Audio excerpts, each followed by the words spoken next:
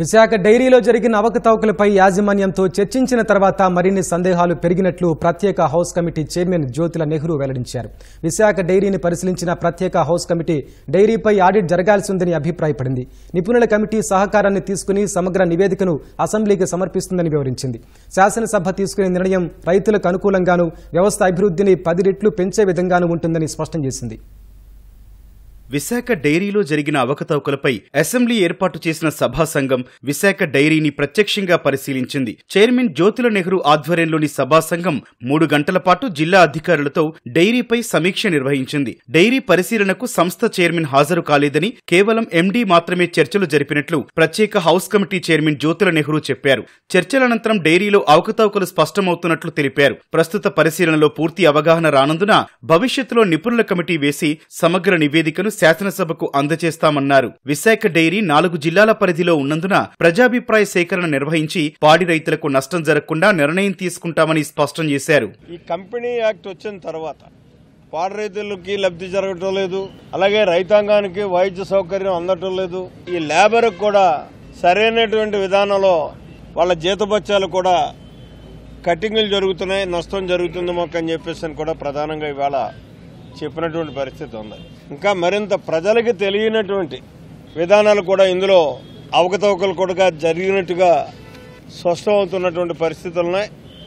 దీన్ని కాపాడాల్సినటువంటి పరిస్థితి కూడా ప్రభుత్వం మీద, ప్రధానంగా ఎవరినైతే మమ్మల్ని ఎంక్వైరీ కమిటీ చేశారో మా మీద కూడా ఉంది. ఎక్కడా కూడా విశాఖ డైరీకి నష్టం లేనటువంటి పరిస్థితుల్లో మా నిర్ణయాలు ఉంటాయి. అలాగే దీన్ని నష్టపరిచే వారిని బయటికి తీసేటటువంటి నిర్ణయాలు కూడా ఉంటాయని చెప్పి మనం చేసుకుంటూ, ఏ నిర్ణయం అయినా సరే తిరిగి మేము ఇచ్చినటువంటి రిపోర్ట్ను ఆధారంగా తీసుకుని ఆ నిర్ణయాన్ని శాసనసభ తీసుకుంటుంది.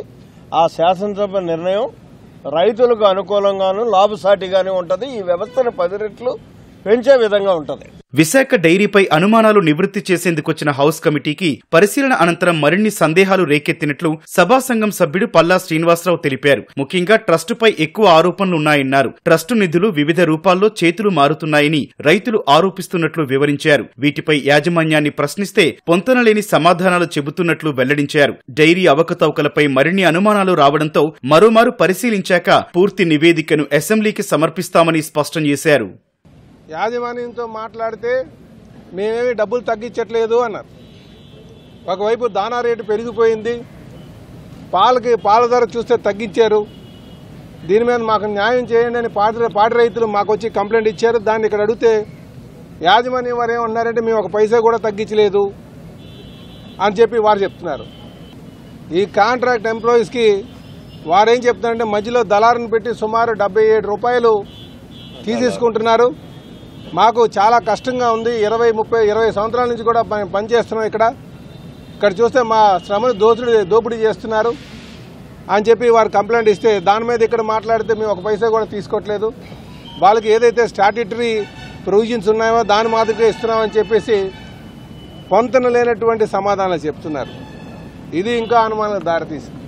దీని మీద మరొక మారు కూర్చొని పూర్తి స్థాయి ఎంక్వైరీ చేసి మా రిపోర్ట్ని అటు అసెంబ్లీకి స్పీకర్కి సబ్మిట్ చేయడం జరుగుతుంది. ముఖ్యంగా ఆడిటర్ని వేసి దీంతో ఇంకా అకౌంట్స్ పైన నిగ్గు తేల్చాల్సినటువంటి అవసరం ఉందని చెప్పి ఈ సందర్భంగా తెలియజేస్తారు. అంతకుముందు విశాఖ డైరీ ముందు నిరసన చేస్తోన్న కార్మికులను ప్రత్యేక హౌస్ కమిటీ సభ్యులు పలకరించి వారికి సంఘీభావం ప్రకటించారు. వారి సమస్యలపై వినతి పత్రాలు స్వీకరించారు. విశాఖ డైరీ సమస్యలను కమిటీ దృష్టికి తీసుకురావాలన్నారు. త్వరలో ప్రజాభిప్రాయ సేకరణ జరిపి న్యాయం చేస్తామన్నారు. రైతుల సంక్షేమం కోసమే ముఖ్యమంత్రి చంద్రబాబు, శాసనసభ స్పీకర్ అయ్యన్న పాత్రుడు ఆలోచిస్తున్నట్లు తెలిపారు.